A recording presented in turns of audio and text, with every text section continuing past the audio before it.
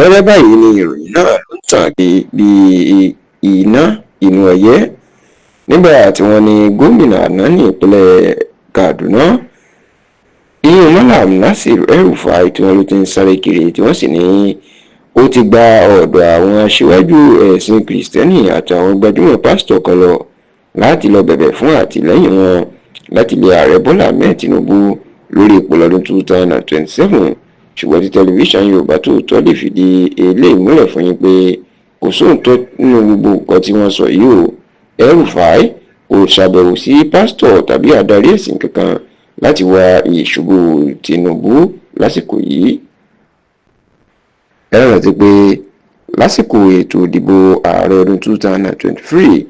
iṣẹ́ takuntakun ìní Malam Nasir El-Rufai tó jẹ́ gómìnà ìpínlẹ̀ Kaduna nígbà náà ni ló ṣe lórí bí ààrẹ Bọ́lá Ahmed Tinubu bó ṣe jáwé olúborí tó di ààrẹ orílẹ̀-èdè Nàìjíríà tó sì jẹ́ wípé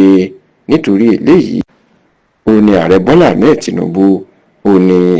ó fi yàn án mọ́ra àwọn tí ó fẹ́ yàn ní ipò mínísítà lórílẹ̀-èdè yìí tó forúkọ ẹ̀ ránṣẹ́ sí ilé ìgbìmọ̀ asòfin àgbà láti ṣe àyẹ̀wò ẹ̀ àti láti fòǹtẹ̀lú láti di ọ̀kan lára àwọn mínísítà ṣùgbọ́n tí àwọn ilé ìgbìmọ̀ asòfin àgbà l'Àbújá tọkọ̀ láti fòǹtẹ̀lú Malam Nasir El-Rufai ọ̀rọ̀ ẹ̀gàn ló sì di wàhálà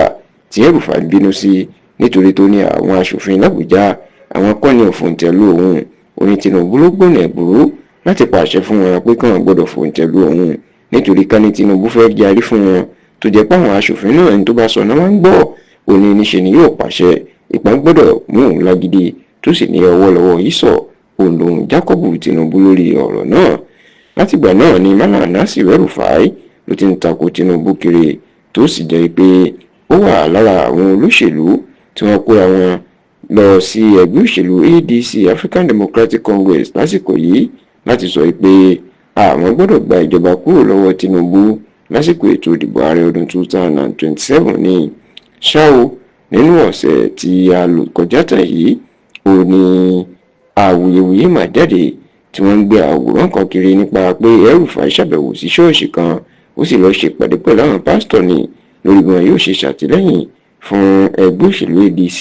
láti lé Tinubu kúrò lọ́dún 2027 ṣùgbọ́n tẹlifíṣàn Yorùbá Tòótọ́ nígbà tá a rí àwòrán náà a rí i pé kò sóòótọ́ nínú ìròyìn tó ti ń tàn kiri náà tí El-Rufai sì ṣàbẹ̀wò sí pásítọ̀ kankan lórí Tinubu. àwòrán tó ń gbé kiri ni àwòrán àbẹ̀wò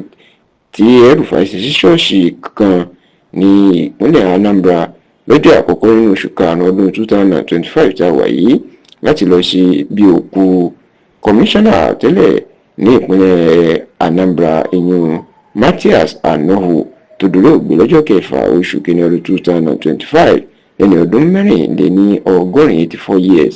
ibi ìsìnkú yìí tí El-Rufai lọ nínú ṣọ́ọ̀ṣì ènìyàn ń gbé àwòrán ẹ̀ kiri ipò tí ń sáré kiri lórí Tinubu láti lé tí ó sì sóòótọ́ nínú ẹ̀ ìpè El-Rufai ó ń ṣe ìpàdé pẹ̀lú àwọn pásítọ̀ láti lé Tinubu nítorí pé